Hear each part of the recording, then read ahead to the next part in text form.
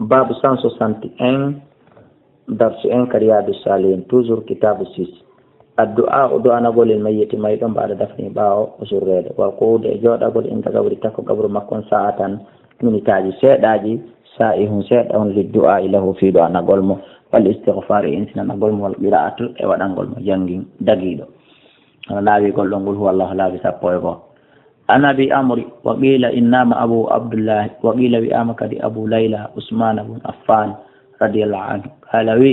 كان النبي لا كان النبي صلى الله عليه وسلم إذا فرغ سوزين من دفن الميت مد واتن الفرة وقف عليه ودرته قبرون سيدا وقال بما هي استغفروا إنسنا لأخيكم وسألوا له ترى أم الله تثبيت ثبتا فإنه سبنا كانكو الآن جون يسأل قولا لتتدقوا قول لكم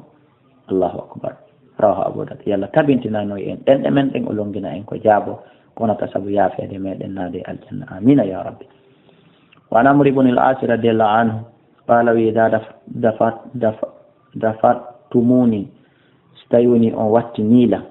تركي أن فاقيمو داري حول قبري تكو قبرا أن سيدا قدر ما تنهر جزور أمبر كونجلوبا بوريتي هيرسي هوتي أمبر كونجلوبا بوريتي هوتي كايني way kasam la hawma tew mungun sendite embere dum ko no leer goto hatta astani sal bikum hami mi ittora wula seeda wa alam mi anda ma uraji bihi konko mi wawata jabade dum rusula rabbi nela be yomi anela ta ben ya rawahu muslim wa qad sabaqa bi tuli dum di adison fe ino no juti ino just qala shafi'i rahimahullah wa istabnu ila an yuqra an jangete inda takama ko shay'un seeda min alquran